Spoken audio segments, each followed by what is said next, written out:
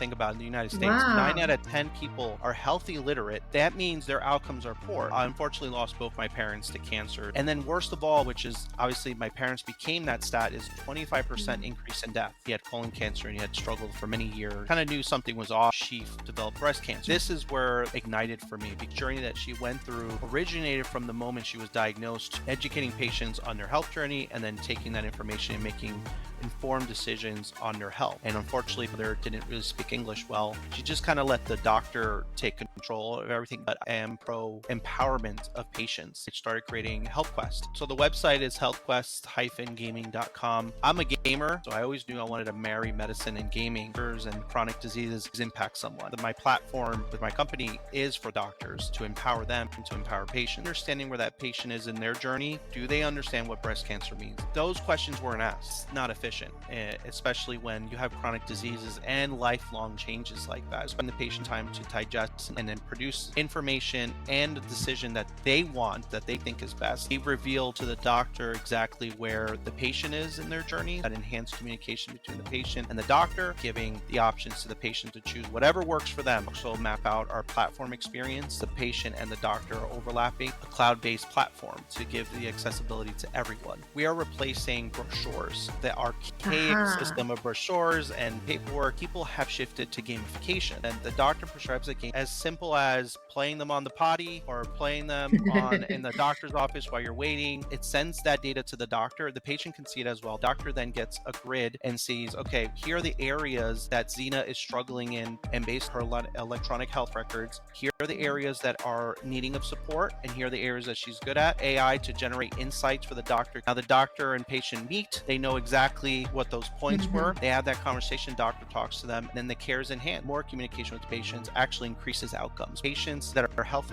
literate that have heart conditions, if they come out of the hospital, they have a 30% increased chance of death. Platform is free for patients. It's the doctor side that we figure out how to pay for the patient. That is like another pillar of ours. Never charge the patients. They should not be charged for this. Move those barriers from the patient and the doctors. It all comes to play here. We focus on chronic diseases right now. Do older people play games? And I said, absolutely they play games. When your kind of behavioral psychology is very effective for the patient and there's better positive outcomes for the patient. Focus on diabetes as our launch. It's remarkable how much money goes into diabetes and the numbers just keep getting worse every year. And our games will make an impact, but then you think about the comorbidities, and this is for all the chronic disease. So we do have cancer, have eczema, GI. That's the power of our platform. Give insights to the doctor that they would otherwise never be able to see, which we're pioneering. It's a physician, a better physician. Yeah.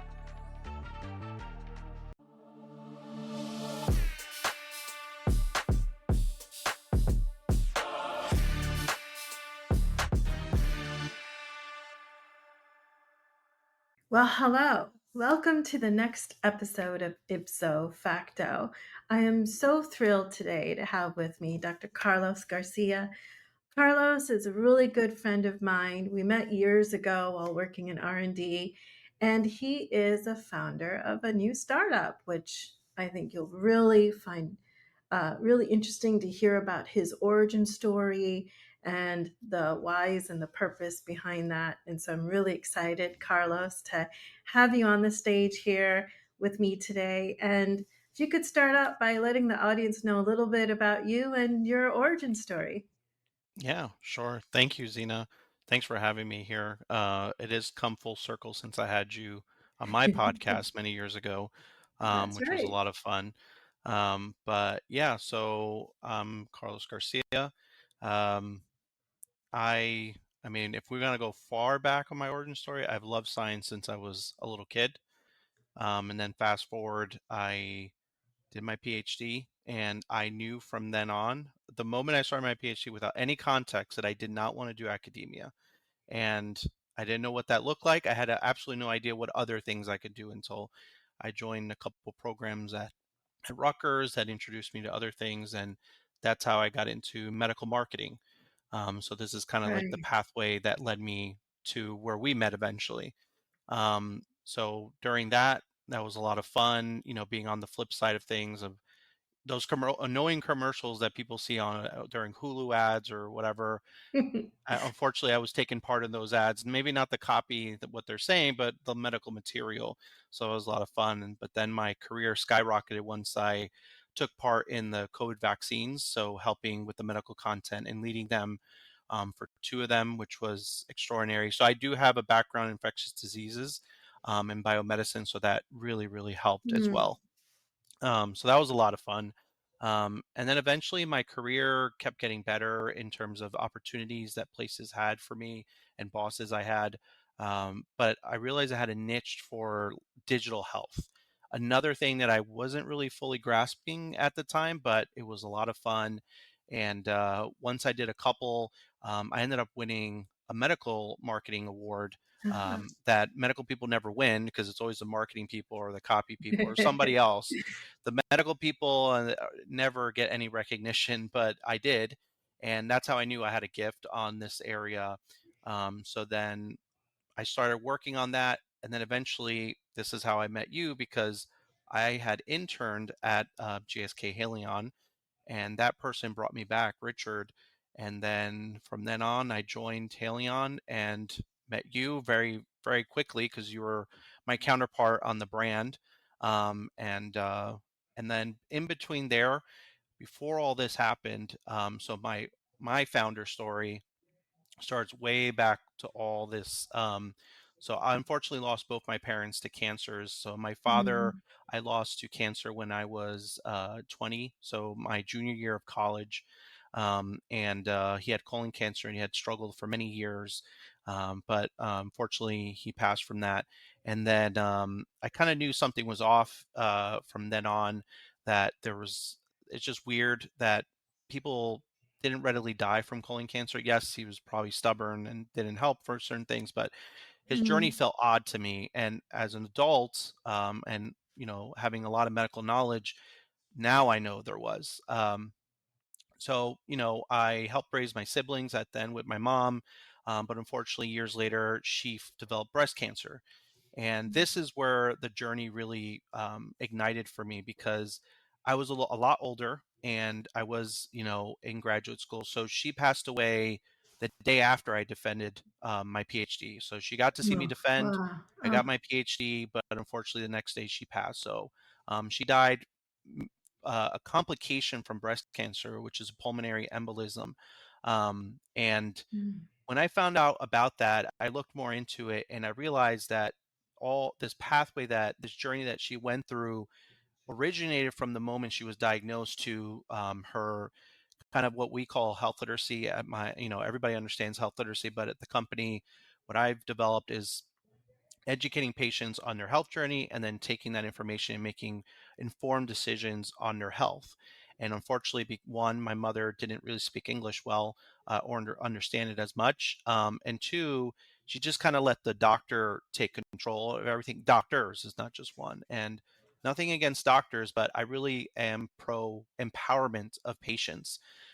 um, they My mother wanted both breasts removed and so did I, and she asked me about it. I looked into it and I was like, that makes total sense based on what she had. And they ended up just removing one, and they really kind of forced her into that. And I knew there was going to be something that was going to happen down the line. I didn't know what it was, but mhm. something did. So 3 years later, that's what she died of a pulmonary embolism that killed her instantly because of the breast cancer that was left behind on the other breast. So it was Ah, forming and they had missed it. And unfortunately, this is what happened. That's when it really triggered in me that at the time I didn't know the word health literacy, but I knew that health education was really important to me. And that's when I started creating Health Quest from then on. So I ended up adopting my siblings. They started living with me with my own biological children, and throughout that time, in between, from marketing all the way to Haleon, I had been developing this company little by little. I didn't know what it looked like. I still needed some of the tools. I'm a gamer, and so I play a lot of video games. So I always knew I wanted to marry medicine and gaming. And one thing I was just telling my one of my friends is when I was younger, there's some games I could not beat, and it was just I was too kiddish. Like couldn't like Mario, Zelda, whatever. and then I would wait like a little bit later to basically get older and smarter and then beat it, and I would be good. So I took that learning and did it for my own education of how to start this company. And then eventually I got it all together and I started Health Quest. And it's deeply inspired by my founder story. The people that have joined my team as well are deeply involved based on their stories as well. Health Mm. literacy or health education, especially like cancers and chronic diseases, almost always impact someone. Everybody can resonate with this. And I think that's really important because when we start seeing how powerful health education works on patients and even kids, because we focus on kids as well, this is what motivates me and Mm. helps me, keep moving forward and developing the things that we do at Health Quest.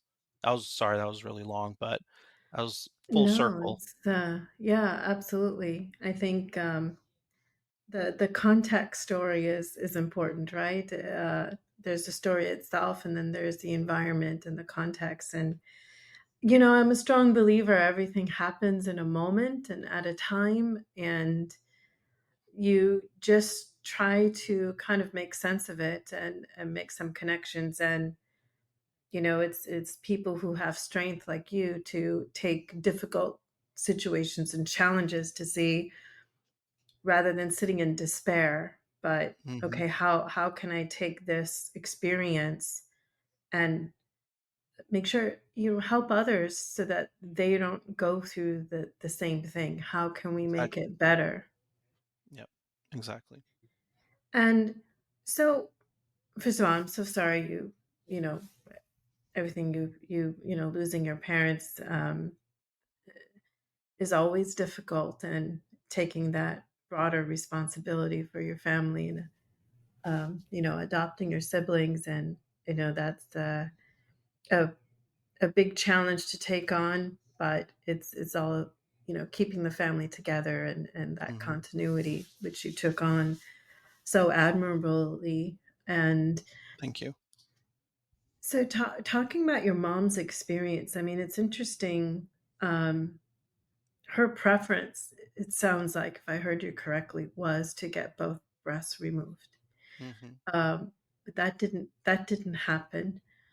So as you look back, um, do you think do you think and your I want to just narrow down on the on health literacy Hmm. aspect that you talked about here, particularly with this story. Let me put it this way. Knowing what you know now, how do you think that situation with your mom uh, could have been influenced or improved, such that what gap was there that Hmm. what your mom wanted, it seems, didn't Hmm. actually happen. So what actually was that gap? And if you went back to the same age you were then, back to that time, knowing what you know now, what would be different to Yeah, have a different outcome? that's an excellent question. So when you look at these patient journeys, like specifically my mom, um, what happened back then was basically you have this patient who may not speak English well, may or may not, it doesn't matter in either case, but telling the doctor they want something, right? And they were told by their friends, they saw it on the internet, um, all those things bother doctors. And from the beginning of the internet, probably all the way to now with AI, the doctor obviously knows best. They're medically trained. They have an insane amount of debt coming out of medical school. Why would a patient that has no medical context Google something and then tell them what to do?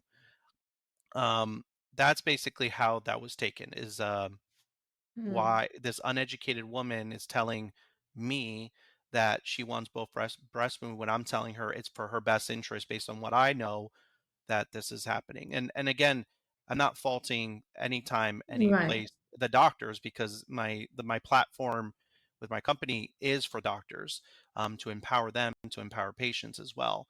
So but these situations, the patient should have been heard a little better.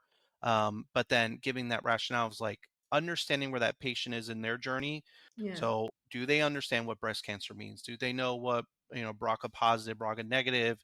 Do they know what removing both breasts means and the downstream effects? And, you know, those questions weren't asked, right? They're just like, no, you're wrong. Hmm. We're going to do it this way instead.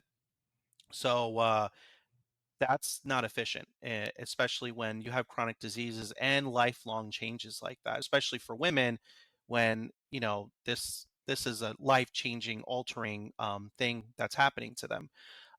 So I think looking back, and if I put myself in that situation, it'd be around, okay, let's organize our thoughts, understand all the information that we have, which sometimes is very difficult as well. You have like the lab Mm. results, you have probably like five different doctors giving different, outputs, whatever.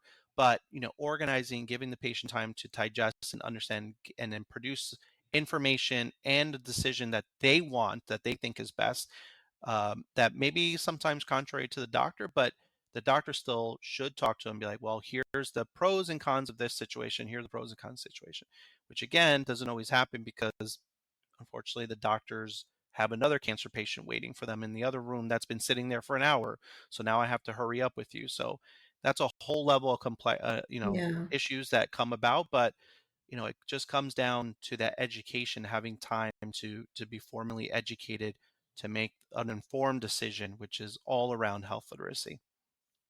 And so, if I understand correctly, what you're really doing is empowering the patient to have that conversation, that dialogue, and we'll get into your solution that you're looking for. But it seems like the problem that you're trying to solve is to enable that dialogue. Correct. Yeah. And so, I can go into the platform when we want to talk about it, but Yeah. essentially we reveal to the doctor exactly where the patient is in their journey. So understanding, like, do they understand what breast cancer is? Do they know Hmm. how this, what double mastectomy or a single one works? Do they understand like this chemotherapy?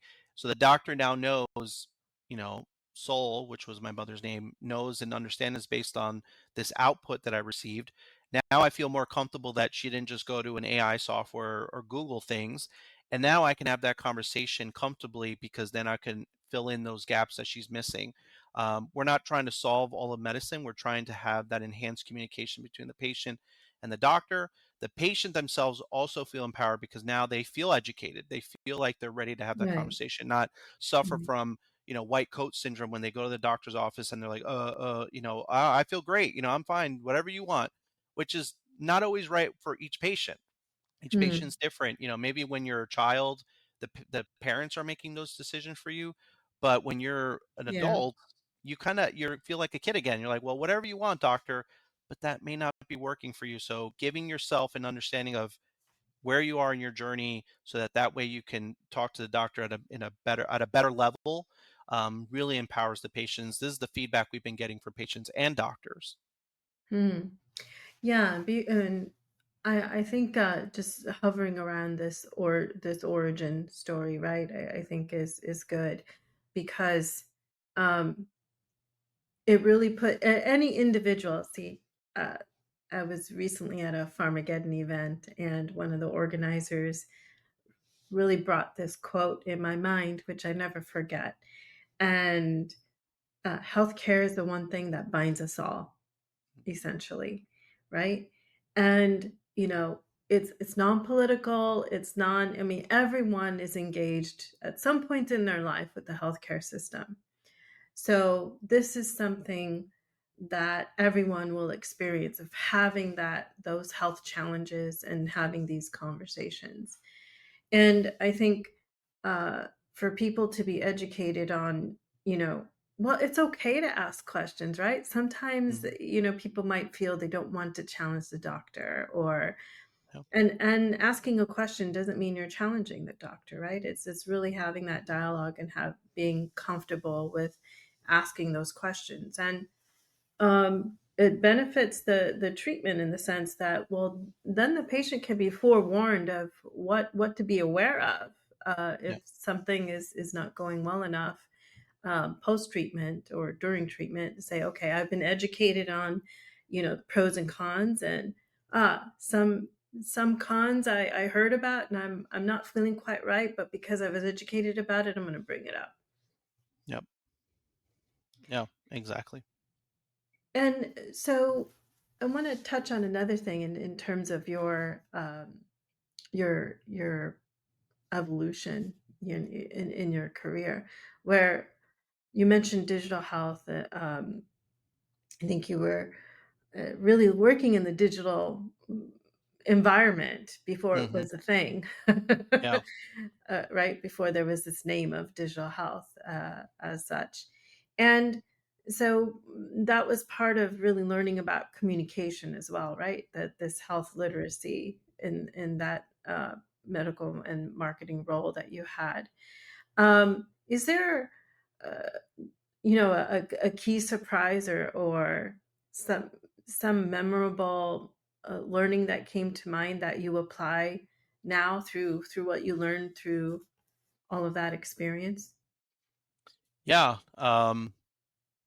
So in marketing, there are more teams than people think. There is a medical person, there is a brand person, but then there's also like health literacy people. There's also an engagement strategist. There's a social media strategist. There's a digital There's all these type of people that I got to work with that really broadened my view of it's not just two people working together and executing. Um, uh, what I found, and it just remarkable how underutilized these type of people are, is engagement strategists. And what Mm, engagement strategists are is not just like the people figuring out how a user is interacting with the marketing materials or the ads or whatever. It's actually mapping out the journey that the marketing team is going to execute on, or the medical team or whatever. And every agency I had been going through, each of the engagement strategists were very different. They're all trained different. So to me, it felt like a new field, like people were just trying to figure out. mm, But it got better and better. I started realizing, oh, it's getting better and better. And so I met a particular person that just blew me away when I first saw their engagement strategy map for this launch drug. And it was like all the touch points that a patient would have in their journey leading to the drug, and then all the touch points the doctor's journey would touch around this drug, like the channels, so where they're going to put the ads or social media, what are they going to say, how they're going to bring, but then also how they overlap. And that graphic blew me away, and to this mm, day I don't do it as effectively as she does, but it blew me away. And when I look at it, I always think about these journeys when I work on different disease states.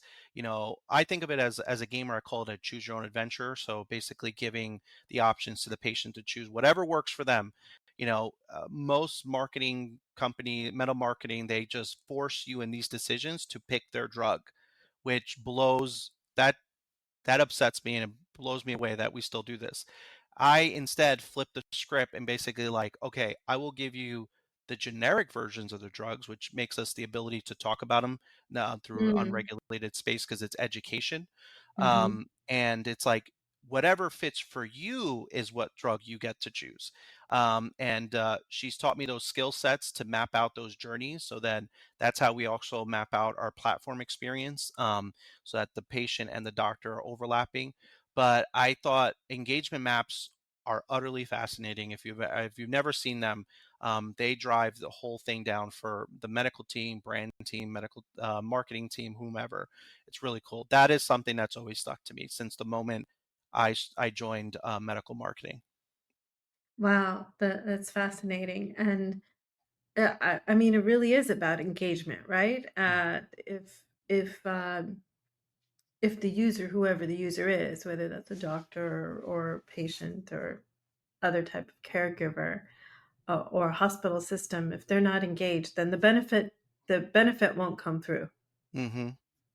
right? Exactly. Mm-hmm. So yeah, let's talk about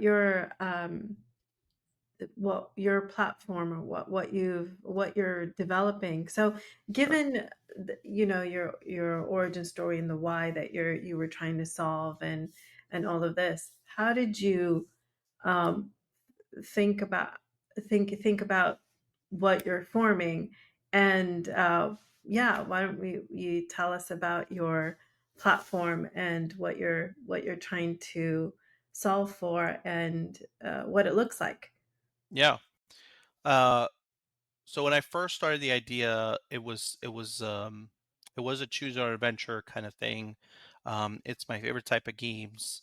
And I think it also broadened out the experiences for patients and doctors. But as I gain new skill sets every year and learn new things from looking at what companies are doing, medical companies or gaming companies, it started getting better, the formulation of the idea, until realized that it needed to be a cloud-based platform.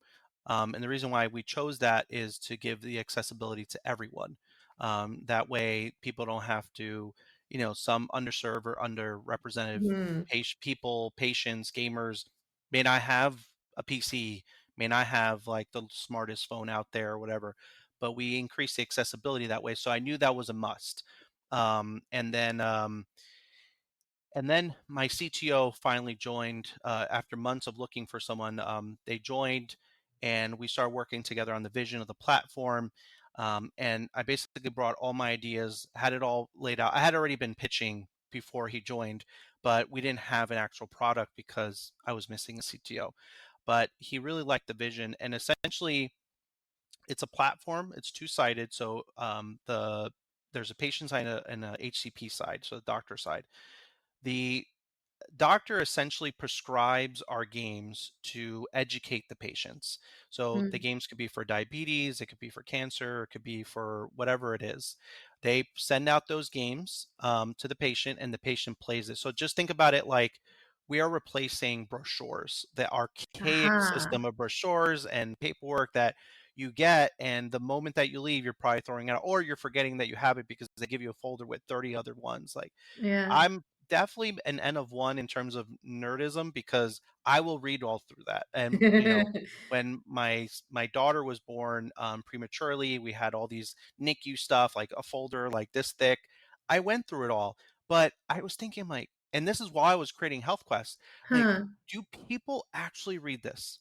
They go home, especially new parents. I mean, this was our second child, but new parents, they're probably freaking out. But these doctors are giving them these folders that are so thick with information, and that's not how everybody reads now. Like, how often do you see people reading through any article? They probably Yeah. just read the header, the sub, and then the maybe look at the pictures, and then that's it. It's really the engagement of that experience is different, but people have shifted to gamification. So how much Hmm. people actually value getting rewarded for something. Look at like all Hmm. these different software apps that you could put on your computer or on your phone where you do something and they reward you. So like play games, we'll pay for you. Go use these coupons, we'll pay for you. Like all this stuff. That's gamification. Even on your watches, there's gamification. So so we started looking at these things and these concepts. So then the doctor prescribes a game, patients play it. While they're playing, we have a proprietary system running in the back end that combines gaming and healthcare data together. And then it sends that data to the doctor. The patient can see it as well. The doctor then gets a grid and sees, okay, here are the areas that Xena is struggling in the game and in real life.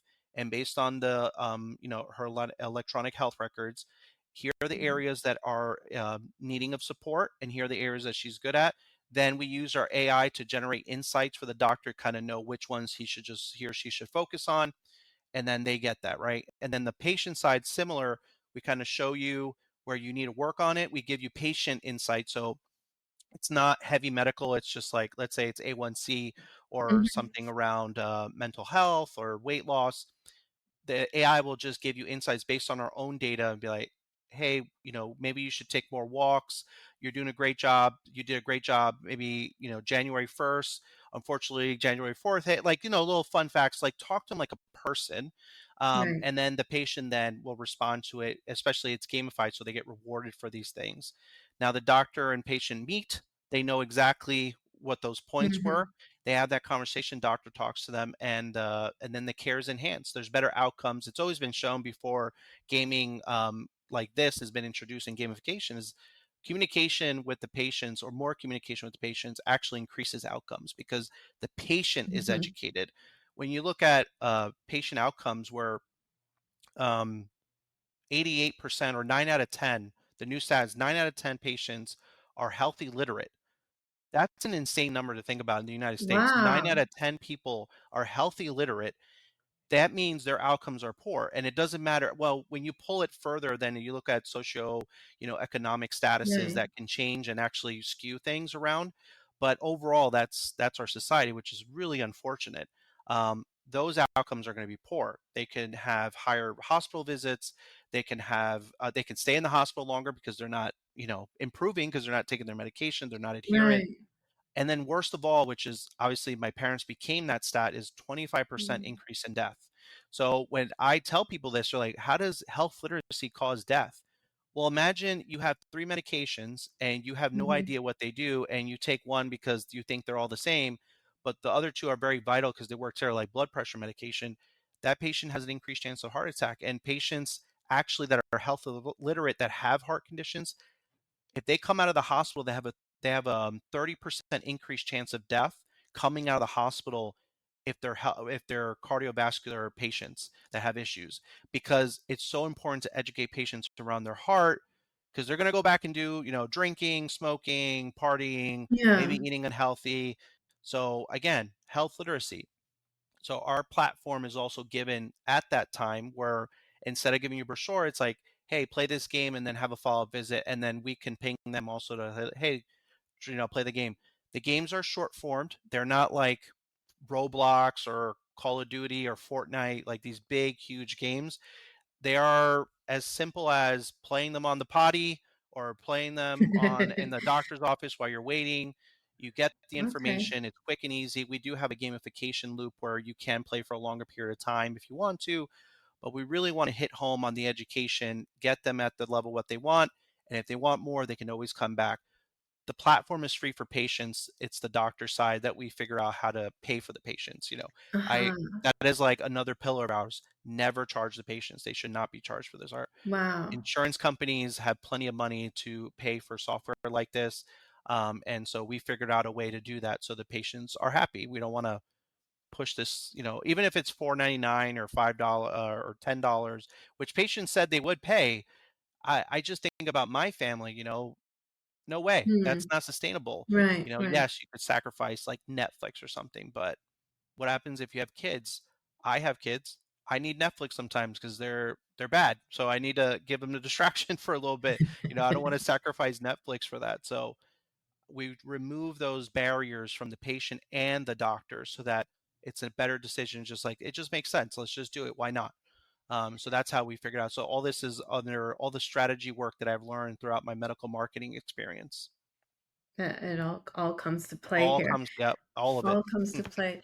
Really, really interesting, and I think several of us, and me being part of this audience listening to you just now, I mean, a lot of this does resonate because I'm imagining myself getting when I've gotten brochures and stuff, and yeah, I do read them like you, but sometimes there's things that are not covered, and I have additional Mhm. questions, and I do end up going to Google, or I do end up, looking at Reddit or other groups of, other patients, going through something and try to get more information. Yeah. Looking on YouTube to see what are other doctors saying about such and such. But it could very well be I'm barking up the wrong tree, right? Mhm, If there's something specific about the condition that's not relevant to mine, right? mhm. Then I might be getting maybe not the best information, or not targeted information. I might be scaring myself more. Yeah. Um, and usually what you see on boards is usually when people are in trouble, or they are, I wouldn't say complaining, but sharing a challenging experience. I think the bias is more on that side than sharing, hey, everything was solved and this is what I did. Yeah. unless they are very engaged and that's part of their personal ethos to give back and share that information. So it can skew someone's frame of mind, right, Hmm. on what they're suffering from. And so I really like how you really this is really about patient first. I think, as people say, Hmm. patient first, and you are uh, keeping the patient in mind. It's really about the patient journey and then how they are communicating with their healthcare professionals. But you're, like you said, you're taking away the barriers from that engagement, right? Because if Yep. there's that barrier, then they're not going to engage, and then the outcomes don't come delivered, even if you have a really good platform that can deliver, but it's Hmm. not going to be accessed for whatever reasons, and those that barriers you're trying to bring down. So I think that's great. So really then this becomes a tool as part of that care. Yes. Yep. Exactly. So we give it to the doctors and nurses as a part of their regular processes that they do. So instead of giving a brochure at the end of the visit, they give the health quest game. They go and they play. Obviously, some of the times that a lot of the times patients are as a follow up, especially we focus on chronic diseases right now for obvious Okay. reasons. And they have to come back or they have to go get a blood test and they still have to come back. So we kind of tie into their journey already. And actually, one of the scoring systems that we put is adherence, which is really important play in healthcare. And if the patient doesn't play the game, then their adherence scores go down. And they'll see that because the sign up between the patient and the doctor is really governed by us so that we can support that patient without them doing that extra effort. And the doctor, obviously. But we will ping them, be like, hey, your adherence scores are going down because you're not playing the game. And Mm. we have tied a lot of gamification and importantly behavioral psychology around these things. I use the perfect example is the FOMO effect, right? So, Huh. I mean, it happened to me and my friend over the weekend. We were in Canada and we saw a line, and it was just like this object that we had no idea what it was. We just kept looking at it, like, what is that? And then the line got bigger, and we would stare at him. We don't know what it was, but we wanted to go on that line just because we wanted to see what it was. And I felt really FOMO, and FOMO originated from like crypto, like we were gonna miss out on buying some crypto. So we do FOMO psychological things for patients and doctors as well. So the FOMO effect for patients is, hey, I'm gonna miss out getting this better care or knowing that information that the doctor said for me to learn. And then there's also the kind of like that mentality that you're back at school, that your teacher is going to be upset that you didn't do your homework with the next time you come to school. So that's also the mentality is like, oh, great, the doctor's going to yell at me or say something. So they'll play it, right? And we make it easy for them because it's only like five to 15 minutes of game time. Um, they could do it in the waiting room, which is what we kind of talk to the doctors to, like, hey, just tell them do it in Mm. the waiting room. Why get upset patients when they're sitting there on their phones, like texting their friend, like, oh, I'm waiting an hour here, or they could play a Yeah. game that's actually going to enhance the care that they're about to get. So that's what we do as well. But yeah, so those are a couple like behavioral psychology things that we do. We have one of the world leader experts in gamification and behavioral psychology that joined our team very, very early on. He really believed in the product, so he helps us design these things that way and gives us those insights. He has a framework, and we really wanted to focus that we don't want to have gamification that's, I call it dirty. If you look at some Mhm. of the other games and gamification like Candy Crush, look, my Right. one of my Yeah. founders plays Candy Crush. I think it's a very interesting game, but it is hardcore psychological. Like it really gets in your Yeah. head. It makes you spend money. It has to do with the Yeah, I mean, colors and the I've sound. seen people just in even people of my parents' age, right? It just, which Exactly. fascinates me. Just it's obsession, Yep. obsession, like hours and hours and hours and hours at a time. And I'm like, I don't get it because I I haven't don't know. haven't done I haven't let myself get into that. I guess the where I really started hearing about things like that was with Angry Birds when that came out, Mm, years yeah, that's a ago, good game. Yeah. and Candy Crush then, I guess more recently, which is ubiquitous. I mean, everyone all over the world. So, okay, Yeah. so there's a reason why people are obsessed with it. Yeah, and so those are a couple reasons. Um, when you look at the numbers, and you bring up a good point because I've been asked this all the time, is you're only targeting a certain group of patients because do older people play games?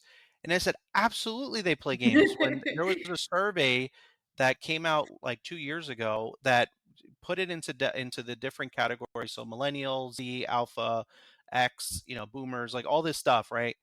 And you see that people that at that time aged 59 and up, 45% to 60% were playing games. Now, the games could be Candy Crush, and that's fine. That's a game still. Or it could be there's like this YouTube channel which I think is so funny, but it's elderly people playing like Call of Duty or like a shooter game Oh, that you need a high coordination and reflexes to play, but it's just so aha. funny. So there are people that play, but most Yeah. importantly, if you look at millennials, we're older now. And Yeah, we imagine. started that generation of games, right? We Well, were I'm not a born into and raised millennial, by. but yeah. Yeah, well, I I I don't want to assume. You There you you go. uh you look like a millennial, so Like I just it. assumed. I'll So take it as a compliment. obviously, yes. So, the millennials have always played games, but we're older, we're on medication, our kids, now we have kids, so they're, being helped. Mhm. And then the younger generation that everybody loves so much, the social media generation is they play a lot of games too. That's Yeah, because games are built into their like TikTok, Snapchat, that's right. Netflix, like it's already built into it. So it's just easy. So games are so easy to get into. And so that's how we utilize like the framework that my advisor uses. We bring it into that game field, but we don't use dirty tactics. We don't trick Mm. you. We use FOMO effect in the nicest way. It's like, well, do you want to not be the only one not knowing the information when you go into that doctor Right, conversation? right. Yeah, So there's a site, but we also don't make you buy things in the game. So a lot of mm, games just have a lot of content in there that you just buy. yeah, There are people that spend the money, and unfortunately, I in some countries it's illegal to do like loot boxes or it's basically gambling, but in this country it's not. So you get them at a young age. Look at people that spend on Fortnite or Roblox, like parents yeah. tens of thousands of dollars thrown away because their kids are just Wow, addicted to these things. wow. Um, so it's all psychological. It's that sensation, that dopamine hit of releasing that box. It opens up. You may or may not get the thing you want. Um, we tie all this together, not the loot box, but we tie all this together to white hat tactics that are good for the patients. It helps them. It doesn't impact their psychological, thinking already. We're not trying to, slap their hand, but hey, don't do that. We're Yes. more going with their journey and what works with them. And hey, some of these games may not work for patients, and maybe that's not the way they're think, but everybody thinks differently. So we try to engage them where they're at. And so far it's been working for us. Wow. Yeah, amazing. So, I think, back in the day when I first started hearing about, when since we're friends, you were telling me about your what you were thinking and your ideas, and I think back then we were still kind of in the area of, well, this is something a little new. Are people really going to engage with something like this? That might have been some of the feedback you were getting as well. I don't recall, but certainly at the time, I heard you talking about this when it was an idea stage. It did seem at that time, and that was several years ago. But now, when you think about it, things have shifted so quickly Yep. in our lives and in terms of technology. And now, this would just be I mean, we're talking about back in the day when digital health was a separate thing, right? And Hmm. now it's just part of healthcare. Nobody really Yeah. should be thinking about digital health apart from health, right? Hmm. It's the way you do things like digital marketing. It used to be a separate thing, digital marketing. Now, why it's just part of marketing. Yeah. Why would you separate and call something digital marketing? And I think, like the Gen Zers and everyone else, and yes, people my parents' age are also getting into gaming. And my mom actually is a. I'm so impressed. She's really good at texting. She just gets into the really short snippets, and she uses abbreviations and all of that. I'm going, how did she learn that? I have no idea. But people adapt and learn very Yeah. quickly. And I think we shouldn't assume that people who are older don't want to be involved. Hmm. That's a good point. They still want to be involved, and there's that desire for that social connection, um, and especially when you're older, or even when you're younger and you're educated about health and what you can do to improve your health. There's all these points of engagement, right? Yeah. And so you mentioned about the positive aspects here that you're targeting in terms of the gaming. And I think having the offering of this as part of a treatment or part of care, um, and being accessible to the patient, means that that's taking one barrier away, that anyone, no matter what their socioeconomic class, would possibly have access to this, right? Hmm. And so that's one barrier taken away. I Yep. guess the other barrier would be from the engagement, like the first uh, impression of just the idea of it. Oh, I'm going to go through something and it's going to slap my hand and tell me you're not doing this good enough, or you didn't pay attention. You need to, wag the finger at me digitally, or, some sort of aspect to that effect. Yeah. But you mentioned a couple of words. You mentioned white hat, I believe. Mhm. And then also you mentioned, gamification in a positive way. And you Mhm. mentioned dirty. So could you just clarify what you mean by those, Yeah. and maybe not, no need to go into deep detail, but how, what's how do you make it um, positively engaging? Because of course, I think people would probably be turned off if something tells me I'm not doing this good enough. They might just Mhm. quit. So how do you positively engage education Yeah. in someone's care? So one of my backgrounds is I was a teacher for several years. I Ah. taught one of the hardest grades that you could teach is the pubescent ages, which is 7th to 12th. Okay. That was I feel bad for myself when I was a kid and what I did, but that was hard. And what I thank God about that experience is because it taught me that yes, these are not the patients per se that I might be working with, but these are the people. If I can talk to them and educate them in a way that they get it when they don't even want to be educated, they just want to be outside doing, playing or being at home sleeping, then I think I'm doing something good, right? And so I took those learnings into also creating the content that we do.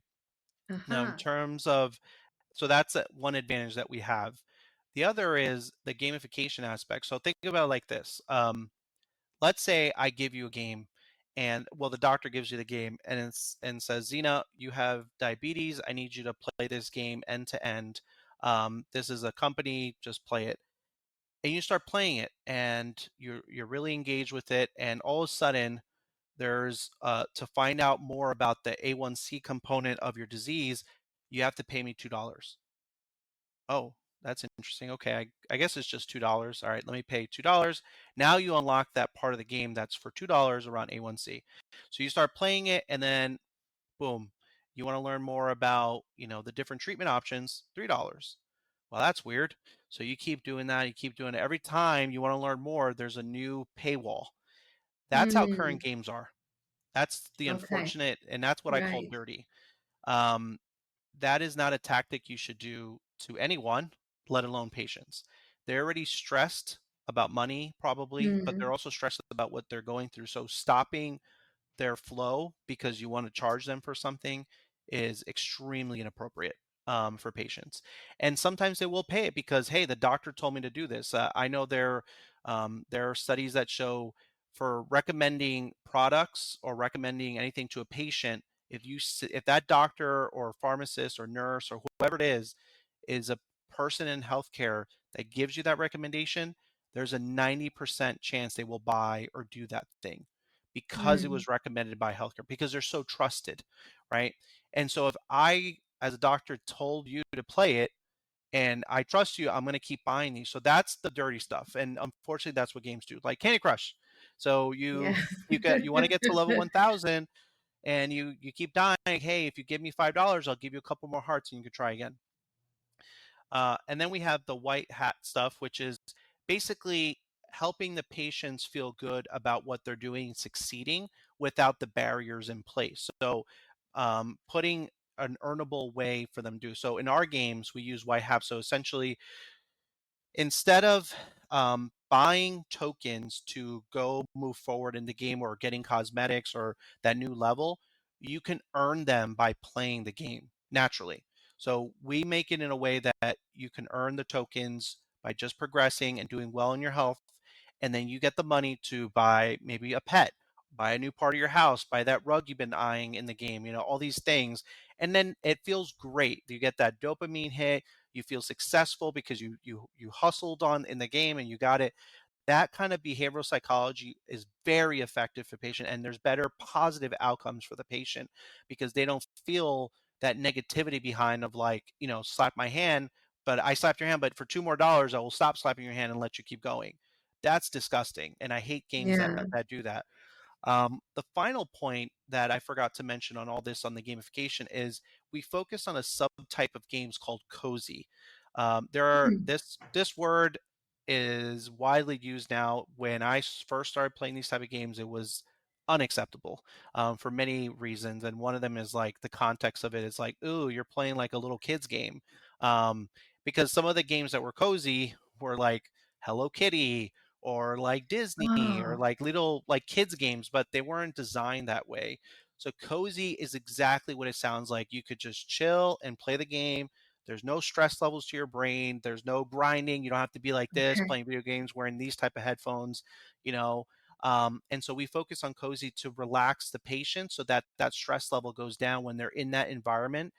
So our games are also designed to relax, the colors, the sounds, the Mm. gameplay. That's cozy. And that's another tactic we use in our games. Now, it doesn't mean all our games are cozy. It's definitely not the case. Some of our other games that we're acquiring right now, we're speaking to different game studios to work with us, to partner with us to add their games to our platform. We currently have 5 in the pipeline, and their games are not cozy. There's they're definitely different. One's like more like a temple run. Another one's more not cozy but more active strategy. So one's a puzzler. So they're all different, but I tell them the only reason why we're targeting them is because they feel relaxing to a patient. We ask the Mhm. patients like, "Hey, would you play a game like this?" This not playing it exactly, but the look and feel. Does it feel like inviting to you? And they told us Got yes. it. So we felt empowered to go after these games. And so then I guess, but yeah, so let's talk about your platform a little further and Sure. your pipeline as such, and um also the name of the, because you know there in terms of this audience, it could be healthcare professionals out there as well. Mhm. um so the name of your platform, or how would people come to know about it, or what's the best way to connect with you? And then also in terms of you mentioned chronic disease focus, so maybe talk about where you're starting so people can reach out to you in those areas, and also what you have in mind for the pipeline. And look, sounds like some of the games you're acquiring is to be then used to modify or for other options. Yeah. If I've understood that correctly. Absolutely, you're absolutely right. So the website is healthquest-gaming.com, and that is the actual platform. So if you reach out on the website to us, then we can give you private access to the back end, which it reveals the actual platform experience, so the patient side, doctor side in the game. But other than that, you can see the platform. You can see how it works on any device,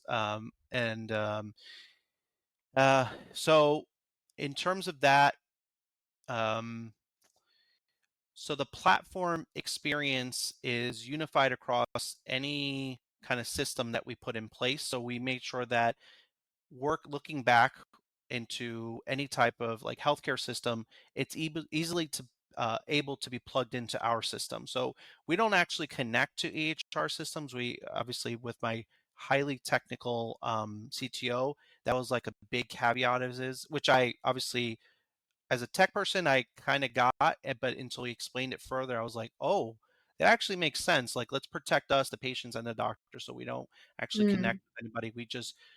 We have a proprietary way of connecting to the system in such a way that we still okay. can get that information without knowing the patients, who the patients are, obviously to protect their identity, HIPAA. The, So, in terms of the what the platform is, and then also you're focused on chronic oh disease, I yes, think you mentioned. So you could talk about that, and then further pipeline ideas sure. you were mentioning. So the chronic disease. So right now we focus on diabetes as our launch. We decided to focus on diabetes because of the landscape, and it's remarkable how much money goes into diabetes, and the numbers Mm, just keep getting worse every year. I've been working on this startup for almost 2 years now, and from year one to now, it's just it's just unreal. It just blows my mind how much money is put in, and it's just getting worse. I almost feel like the money is to make it worse because that's what it looks like. So not mm. I think that the platform and our games will make an impact on diabetes because when we reached out So to let's just pause there a minute. You yeah, said it's getting worse. In what way are you yeah, commenting on that? Just maybe yeah. So double when you click there. Yeah, when you look at the diabetes as a whole, so how many people are diagnosed with diabetes, it's substantially increasing. Hmm. We have in our platform right now, we have an algorithm that, depending on where your zip code is, it generates the current stats of your state. And when you look Oh. at, so if it's New Jersey, Texas, Florida, Washington, wherever, it will generate how many people are currently have diabetes and how much is being spent on diabetes by a patient and how much is being the grants and financial support around diabetes. These numbers are in the Mhm. billions for state like Wow. large states like New Jersey, Texas, New York, obviously in the millions in the smaller states, but it just keeps getting worse. We've been tracking this for now 2 years. And when you think about diabetes, it's just like diabetes, but then you think about the comorbidities that are associated. So the diseases that come from diabetes as well that get Mm, exacerbated because of it, eye issues, foot issues, mental health is a huge play, which we learned talking to patients. Um, and so that's why it's getting worse. And I'm sure that people are thinking like, what about Ozempic? What about all those stuff? Well, that's because you don't really truly understand how those work then, because if you give a patient Ozempic, which was originally for type 2 diabetes, the mhm, way those drugs work is it's very short-lived. That's why these patients have to stay on these products for the rest of their life. They can't just stop taking Ozempic. If not, they'll get all the weight loss, they'll look good for the summer, but then they get all that weight back. They're going to look a little bit different. I think it's like Ozempic eyes or bags or whatever it's called. All these issues with those type of drugs. So losing weight so abruptly and not naturally, you get all these issues, which leads to complications around diabetes still, because mm, your body has been forced to do something, and then it's good, but then all of a sudden you go back to eating and being normal, so now it's spiking it again. So it's making it worse, right? You're forcing the body to do something that it wasn't originally intended to do. Mm. So that's why diabetes is getting worse. And this is also why we focus on diabetes, because we don't foresee, based on our projections, that diabetes will improve that quickly, even if Yeah. everybody's on Ozempic of some sort. There are natural products that are in the pipeline. There's alternatives to GLP-1s that are in the pipeline. They're current in the market, but as a whole, the United States is overweight. Um, we Yeah. have terrible diets. We have a lot of sugar in our foods.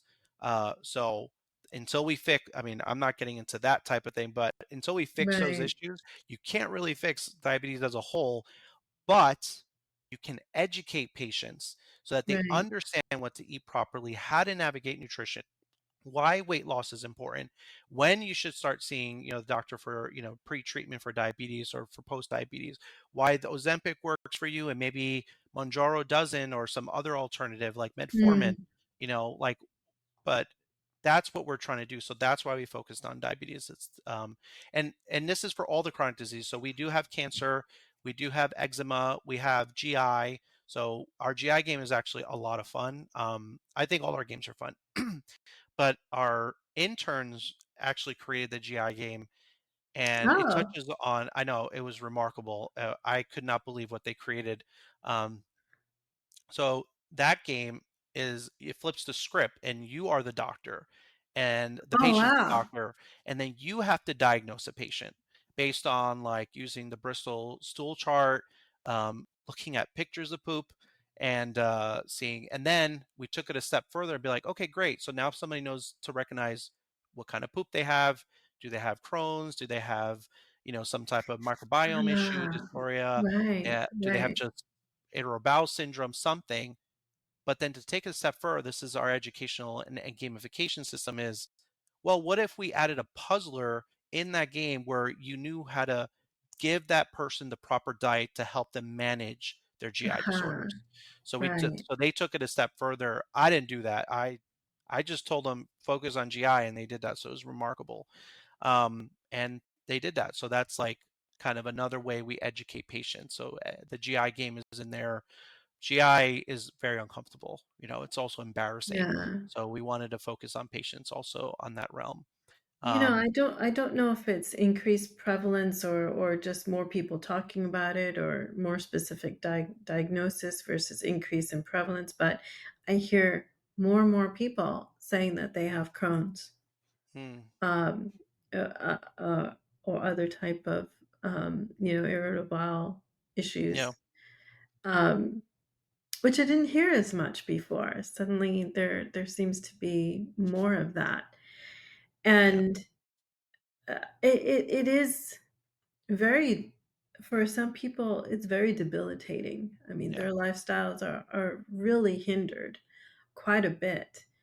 And so I think this is interesting where you say the interns worked on this, and this was a part of a comment I was going to make earlier, uh in terms of how you develop this tool, this gamification digital tool, education tool for patients hmm, to engage. And this is something that I think is, if it's not already going there, very soon it's going to be the primary way people are educated, yeah, or the primary way people are uh, getting knowledge, and it's already happening right through digital.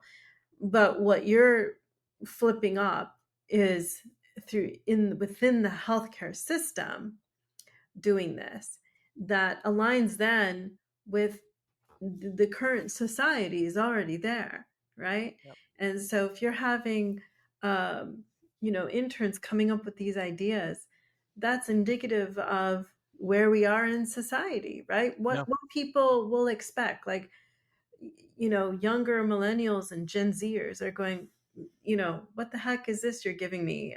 They would yeah, demand they more are. because they know more, right? And so they're saying Exactly. this is unacceptable. Doc, what's going on here? You're not actually answering my questions. I think they're a lot more empowered, and they're also growing up in the digital realm and learning how to speak, right? It Yeah, comes natural to speak on video, and to challenge questions, and also a lot more activism and taking control. Because I think, um, especially Gen Zers and younger, are and the way technology is advancing so quickly, the lives of my parents was probably not dramatically different than the life I had, right? But now the younger generations is completely different than that of my parents, right? And so you're having 100 years of, or if not more, advancement in how people live in a very short lifespan. So it could be 10 years, right? 10 years from now, it could be hundreds of years worth of evolution we normally would have. So I think engaging with patients in this way and in care is actually expected. It will be expected, and so I think it's great that you're bringing this forward. And already at the same time, you're also not staying stagnant. You're also, advancing on what you're providing. So I think that's really fascinating, and it just says further what the potential is here. Yeah. When we just recently did a workshop at a university around what we do at HealthQuest, and basically educated them on health literacy and things like that, which they weren't. They are didn't know what the word was, but they knew what the context was. So it shows again that they understand. And when I told them about what we do on our platform, and basically like one of the students actually scared me because I thought she was going to say something else, but I told them like, what if, her example was that she had a headache, she went to the doctor, and I was like, okay, using your example, the doctor sends you health quest because you have a headache, but he doesn't know, so he gives you the one of our games, you play the game, and then the doctor comes and sees your scores, and then you came in for a headache, but then realizes your A1C numbers are off, but also you're having some vision issues. And the doctor starts asking you questions about your food and realizes that the doctor, not our platform, but the doctor realizes like, I think you may have early onset diabetes. That Mm, blew them away. And I said, well, that's the power of our platform, is that to give insights to the doctor that they would otherwise never be able to see, because those aren't readily questions that they're going to play. They're not yeah, going to play 21 questions with you when they have 5 minutes with you. Right. So we're right. enhancing that. And she just yells across the room. She goes, stop, stop. Wait, hold on, you just blew my mind. Is that possible? I'm like, of course it's possible. And I was like, we're doing it right now. And then I showed them, and they were just so, excited. And then I let them do it. So I made them create a medical game document, make their own medical game using AI, very simple games. And I was Huh. flabbergasted by the games that they created. They made personal games too, like games that affected them deeply. Like one of them had their grandparents had Parkinson's, so they made a Parkinson game. One of them has a mental health issue. She put it out there, and it was. I was just telling this to another friend. I can't believe this generation just openly talks about Wow. their stuff, their Yeah. personal stuff, whereas my generation would never talk about stuff like that. And I applaud that as fascinating, and I'm very impressed with them with that. So, so now we have a larger partnership with this university as we expand it to later on this year to a larger crowd at the university. So it's a Mm, successful thing. To answering your point is yes, like these kids, I call them kids, they're younger than us, but mm, these students are very empowered now. They're on yeah, TikTok all the time, listening maybe to some people that are actually doctors and maybe they're not, but they want more information. They're hungry. So when investors ask me about what about that generation, that's what I tell them. Like they want it. They need it. they're already Um, there. they're exactly. I mean, it's just a matter of time on that shift of more and more health education games out there, which we're pioneering. Yeah, incredible. Um, and I think the aspect of the gap that you're filling, right, is actually is an unknown gap, Hmm. right? Because the doctor can diagnose based on what they have learned from the patient, and along with what labs and other tests they've done. But Mhm. you're the better doctor you can be is the more you know about the patient, and what Mhm. they're experiencing on a day-to-day basis, and It's a great way to put it. you're unlikely to find that out in a short consultation, right? Mhm. They'll ask the basic questions, but there's all those hidden insights now, and I call them hidden because they're probably even unknown insights, right? Mhm. Like you were just mentioning.